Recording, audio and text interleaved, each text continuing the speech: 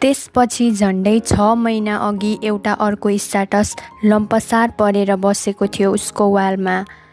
त्यहाँ उसले लेखेकी रहेछ, उक्तिहरू प्राय सार्वलौकिक अर्थमा प्रयुक्त हुन्छन्, तर सार्वलौकिक त केही पनि हुँदैन, जस्तो फलामलाई फलामले काट्छ भन्ने उक्तिलाई नै हेरौँ न। समानले समानलाई ठिक पार्छ भन्ने अर्थमा यसको प्रयोग हुन्छ, तर यो नियम सधैँ लागू हुँदो रहेनछ।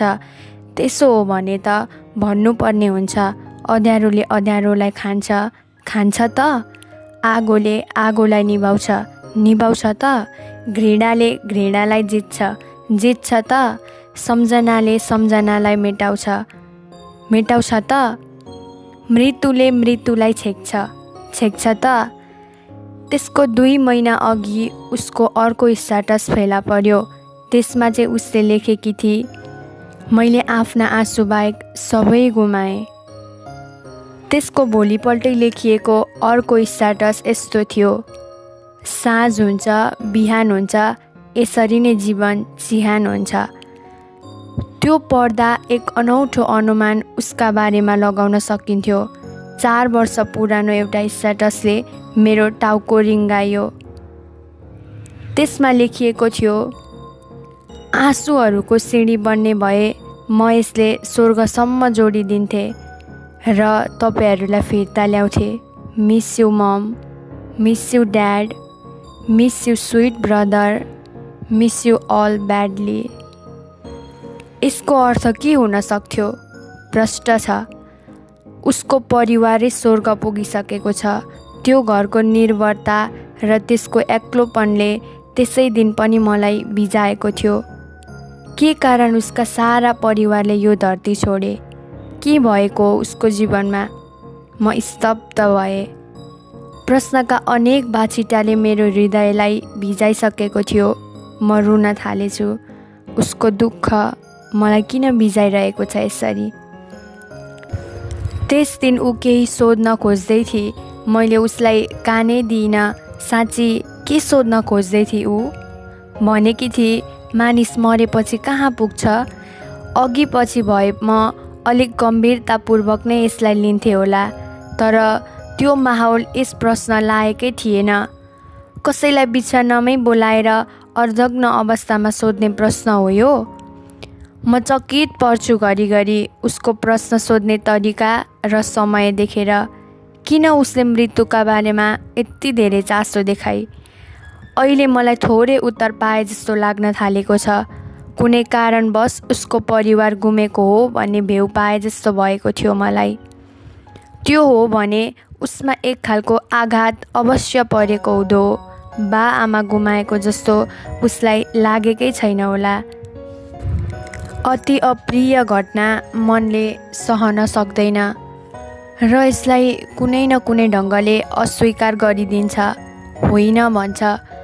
कुनै न कुनै तर्क वा सिद्धान्तको सहाराले घटनालाई झुटो साबित गर्ने मनले निरन्तर प्रयास गरिरहेको हुन्छ। यही प्रक्रिया तर्कभन्दा पर र स्वभावभन्दा बेग्लै हुन गयो भने विकास हुने दशाकै नाम न हो पागलपन। मलाई लाग्यो मोनिकाको मनले पनि त्यही चलाखी गरिरहेको थियो। त्यसैले ऊ मलाई सोधिरहेकी थिए, मरेपछि पनि जीवनको निरन्तरता हुन्छ कि हुँदैन? म भने उसलाई पागल हुन लागे कि भनेर जिस्काइरहेको थिएँ।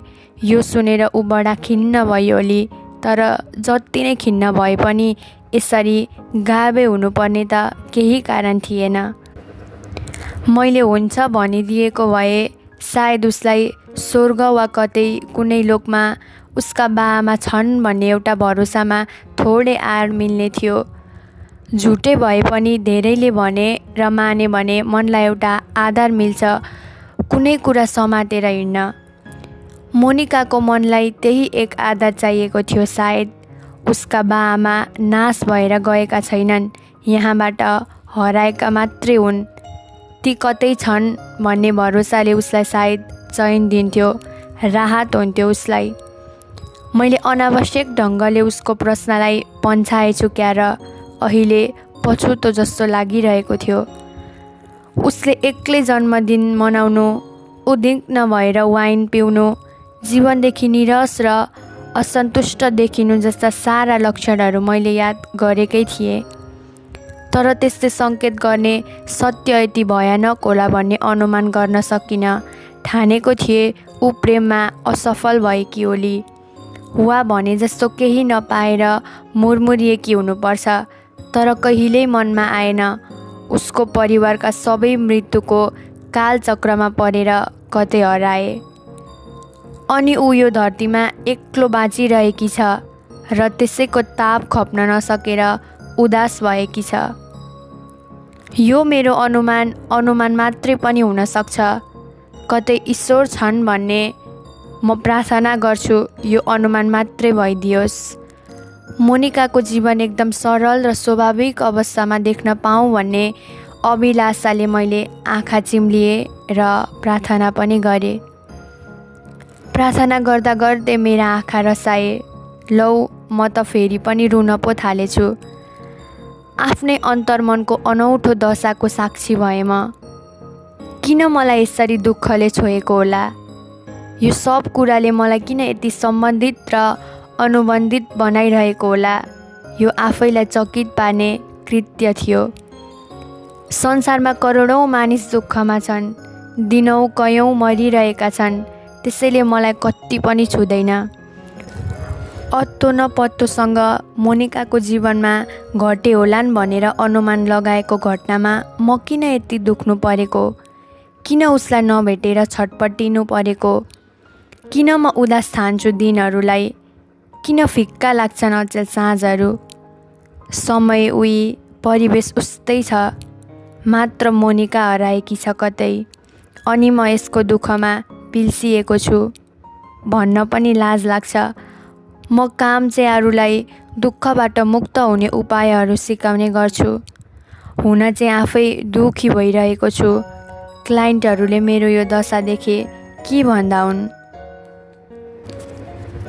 दिनहरू बितिरहेका थिए तर यो बित्नुमा कुनै उत्साह थिएन।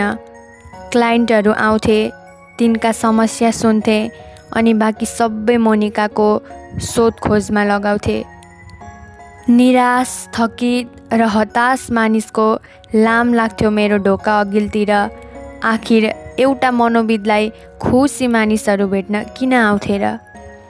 तिनै क्लाइन्ट मथिङ्गलहरूसँग दिन बिताएर होला म भित्र पनि एउटा थकान जन्मिएको थियो।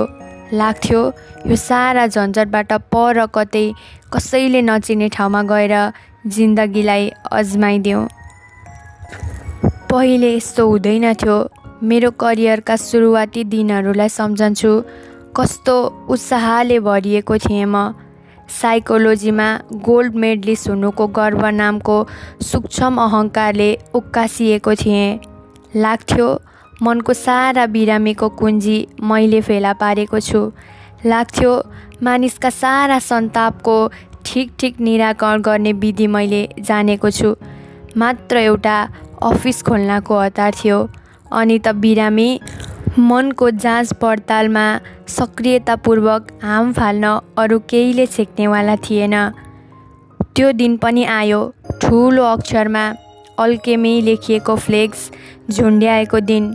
मेरो उत्साह राखिएर आकाशै छुला जस्तो भएको थियो। सुरुमा मैले नाम राखेको थिएँ Bodhi institute of counselling and psychological service. तर यो लामो र लुम्रे झुम्रे लागेपछि मैले केही दिन नामको खोजमा बडा छटपटिनु परेको थियो। बनाइसकेको बोर्ड टाँस्ने कि नटाँस्ने दोधारमा चेपिएको थिएँ। नाम नसुझेर हैरान म गोधुलीमा टहल्न भनेर निक्लिएको थिएँ। झट्ट मलाई कताबाट अल्केमी भनेर कसैले कानैमा फुसफुसाए जस्तो लाग्यो। खुसीले उफ्रिउँ जस्तो भयो मलाई त्यतिखेर। अल्केमी अर्थात् फलामलाई सुनमा अनुवाद गर्ने रूपान्तरणकारी अद्भुत प्रक्रिया। निम्नबाट उच्च तहको फड्को वा उपलब्धिको प्रक्रियालाई जनाउन पनि लक्षणिक अर्थमा यसको प्रयोग हुन्थ्यो। यो शब्द र यसले प्रसार गर्ने अर्थ मेरै गाँठो फुकाउनका लागि बनेको जस्तो लागेको थियो मलाई। तुरुन्त अल्केमीलाई ठुला अक्षरमा छापेर कार्यालयको भित्तामा टाँगिदिए।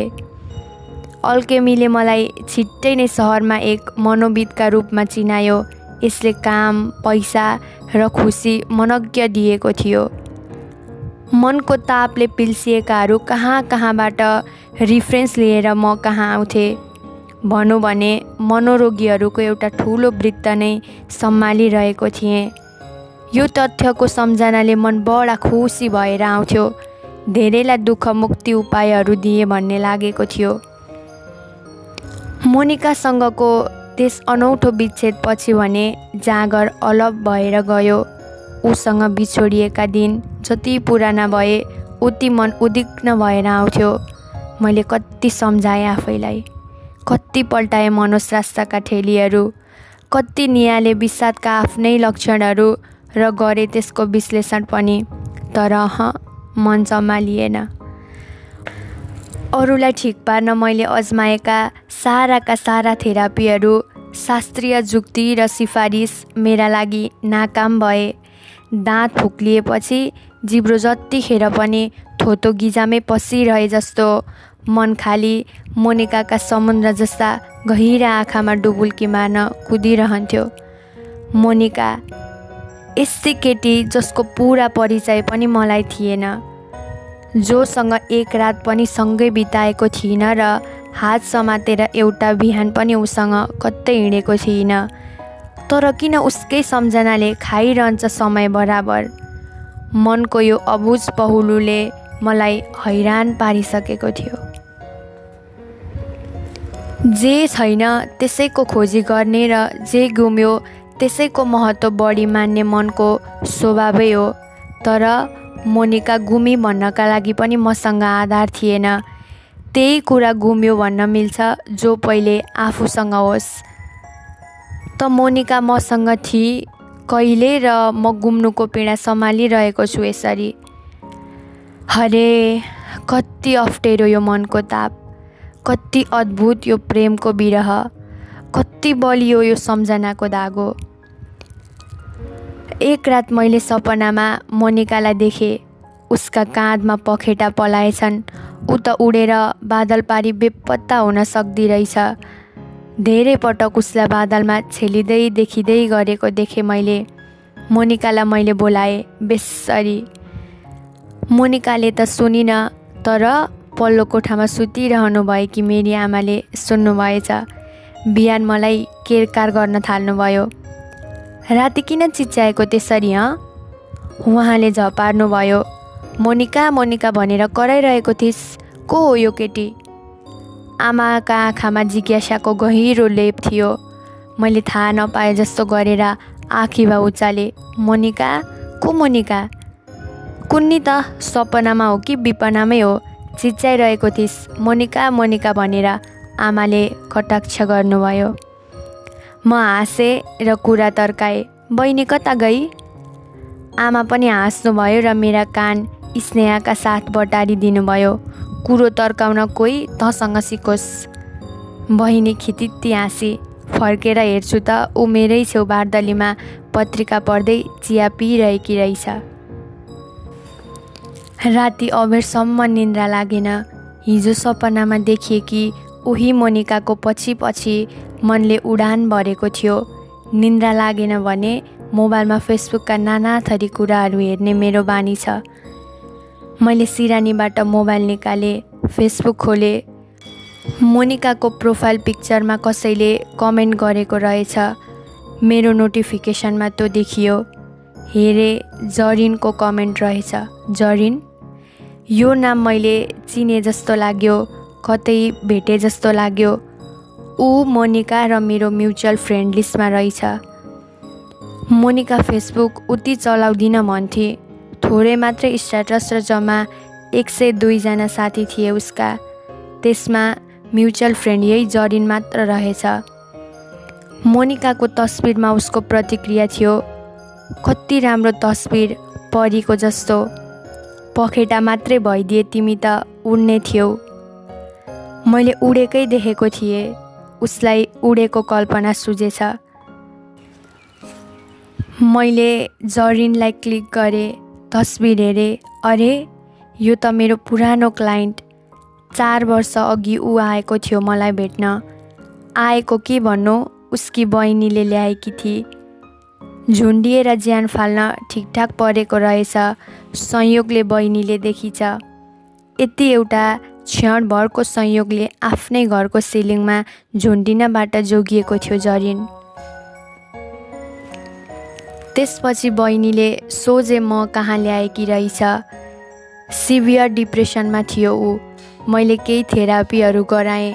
6 महिनासम्म हप्ताको एकपटक ऊ म कहाँ आउँथ्यो काउन्सिलिङ र थेरापीहरूका लागि।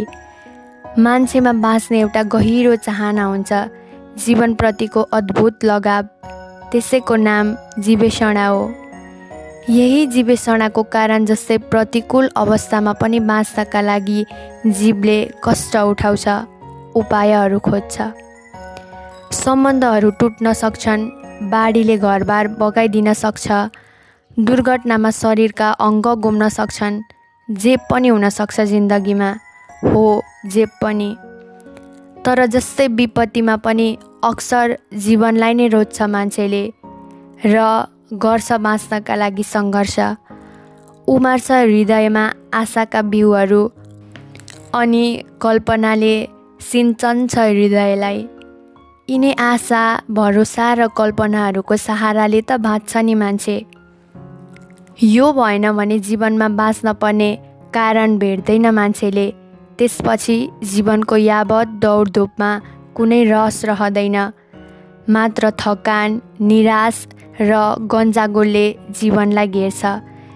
यस्तोमा जीवनलाई अनन्तका लागि बिसाउने एउटा चेष्टा प्रबल भएर आउँछ। यसैको नाम हो मृत्युसेना। जरिनमा 3 ताक जीवेषणाको थोप्पो थिएन।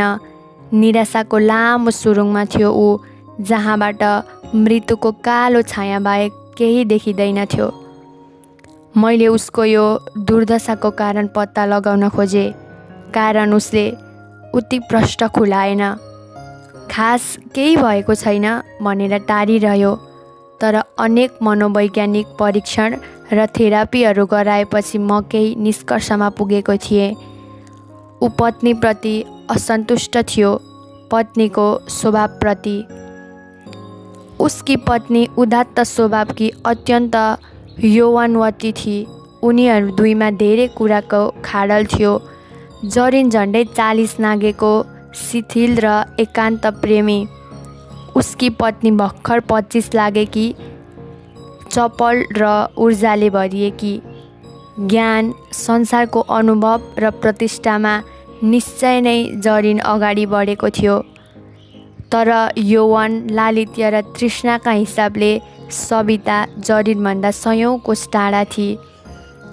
नियतिले अलग अलग समयमा धरतीमा उतारेका यी दुई बीचका पार्थक्य दुनियाँका आँखाले कम र हृदयको आँखाले हेर्दा ज्यादा थियो। बिछ्यौनामा पत्नी सन्तुष्ट हुन सकिन भने ऊ कहीँ पनि सन्तुष्ट हुन सक्दिन।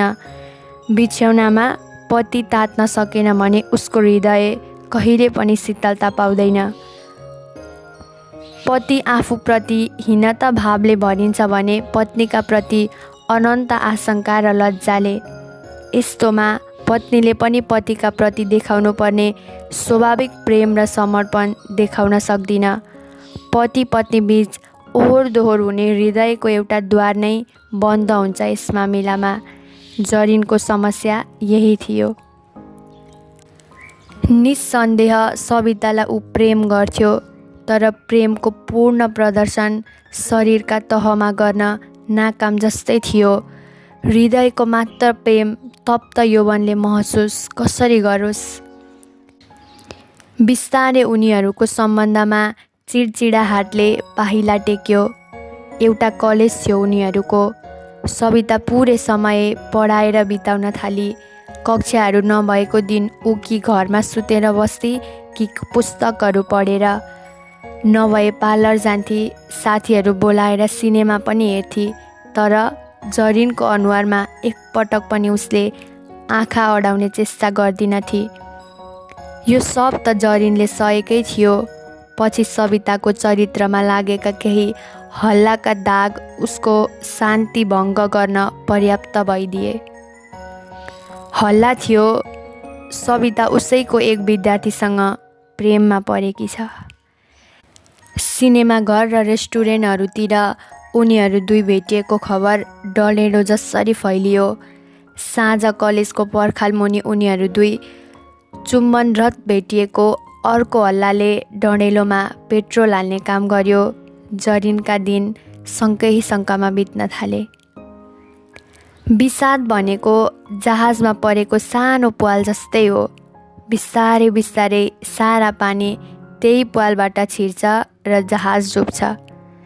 जरिनको हृदयमा परेको विषादको प्वालबाट सारा निराशा र थकान उसको जीवनको ढुङ्गाभित्र पस्यो। विषादले घेरिएपछि मान्छेले जीवनमा हजार उज्याला पक्षलाई बिर्सन्छ। खाली एउटा कुनामा देखिएको अँध्यारोले मन तान्छ, जीवन सकिसक्यो भन्ने ठान्छ अनि निष्कर्षमा आउने अन्तिम बिन्दुमा तय हुन्छ आत्महत्या। जरिन त्यही बिन्दुमा थियो। उसको यो हालत थाहा पाइसकेपछि मैले थेरापी र एउटा अनौठो प्रयोग गराएको थिएँ। जरिन भन्थ्यो, तपाईँ जति गर्नुहोस् मलाई जीवनप्रति कुनै मोह नै छैन। म सोध्थेँ, किन यस्तो त? थाहा छैन, उसको जवाफ हुन्थ्यो। एक दिन यसो भन्दा उसका आँखामा अलिकति पनि नसुहाउने आँसुका भलहरू फुटे। धेरै प्रयत्नपछि यसरी ऊ रुन सक्ने भएको थियो। आँसु एक्लै बहदैन, त्यसले भित्र गुम्सिएका सन्तापलाई पनि लैजान्छ। त्यसैले त रोएपछि चङ्गा हुन्छ मन। पीडाले घेरेका बेला त्यसको तापलाई कम गर्ने प्रकृतिले गरिदिएको अनुपम व्यवस्था हो आँसु। आँसुको खास तौल हुँदैन, तर पनि यो निस्केपछि हृदय धेरै हलुका हुन्छ। तर अतिशय विषादमा आँसु बन्द हुन्छ, मान्छे रुन पनि लायक रहँदैन, मुर्दा जस्तै। जरिनको आँखामा त्यस दिन आँसु देखेपछि म भित्र थोरै हौसला पलायो। लाग्यो अब केही हुन सक्छ यो मान्छेको जीवनमा। अनि मैले उसलाई एउटा विधि अवलम्बन गर्न लगाएँ। तपाईँ साँच्चै मर्न चाहनुहुन्छ? मैले सोधेँ।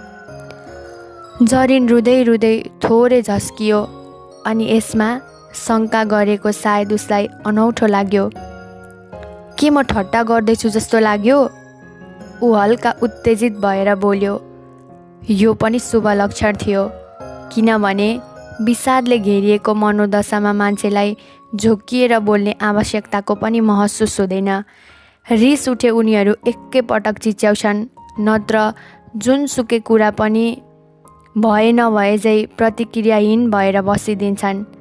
सामान्य अवस्थामा जस्तो रिस उठ्दा थोरै झोकिए जस्तो गरी आफूलाई बचाउ गर्नु विषादको रोग र त्यसको प्रकोप केही कम भएको प्रष्ट सङ्केत हो।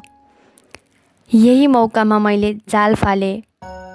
त्यसो भने ठिक छ, तपाईँ मर्नुहोस्। वाट?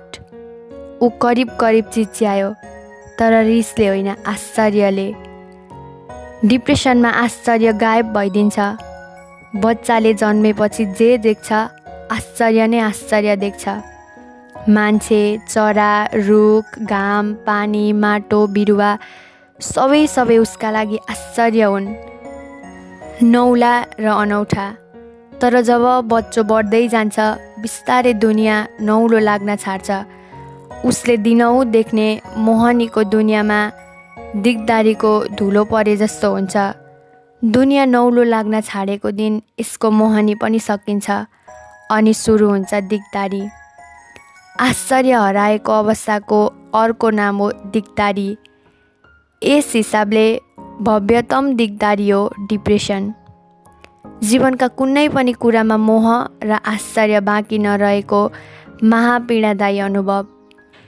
यस्तो अनुभवबाट गुज्रिएको जरिनले यहाँनिर निकै शुद्ध ढङ्गले आश्चर्य प्रकट गर्यो। यो दुनियाँमा आफै मर्न मन लाग्नु सायद स्वाभाविक हो। अरूले मर भन्ने सल्लाह दिनु अस्वाभाविक, नौलो। सल्लाहको यो नौलोपनसँग जरिन झस्किने स्तरमा चकित भएको थियो र नै त उसले भन्यो, वाट? उसको आश्चर्यलाई बडकार राख्न म थोरै मुस्कुराएर भने, यही कि तपाईँ चाहनुहुन्छ भने मर्नुहोस्। मतलब? यसपटक उसले थोरै क्रोधका साथ मलाई हेऱ्यो। आत्महत्या गरेपछि तपाईँका सारा विचारहरू पनि मर्छन् होइन? मैले सोधेँ। अनि के विचारहरू टाउको बिना पनि हावामा झुन्डिएर बसिरहन्छन् त? उसले अनौठो शैलीमा व्यङ्ग जस्तो प्रतिप्रश्न गर्यो। ठानिरहेको हुँदो मैले उसलाई जथाभावी सोधेर उल्लु साबित गर्ने खोजिरहेको छु। यस्तो दुविधा चिर्नु आवश्यक थियो, तर मैले उसलाई यो थेरापीको केही महत्त्व सम्झाएँ र सक्दो अनुभवका साथ भावनामा उतार्न भने। उसले आँखा चिम्लियो।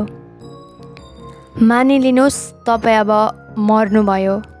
शरीरमा त्यसको अनुभव गर्नुहोस्।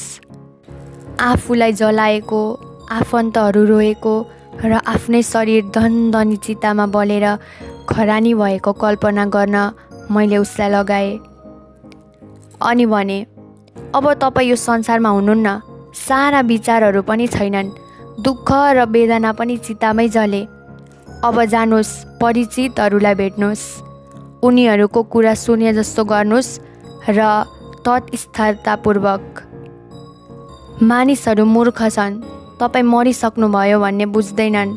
त्यसैले तिनका कुरामा ध्यान नदिनुहोस्। मात्र संसार र मानिसहरूलाई हेर्नुहोस् ऐनाले जस्तै। तर यो मिल्यो मिलेन भनेर प्रतिक्रिया नजनाउनुहोस्, किनभने तपाईँ मरिसक्नुभयो। मरेका मान्छेका लागि संसारको घामपानी र सुख दुःखको कुनै अर्थ हुँदैन। त्यसैले तपाईँमा पनि त्यसको असर देखिँदैन।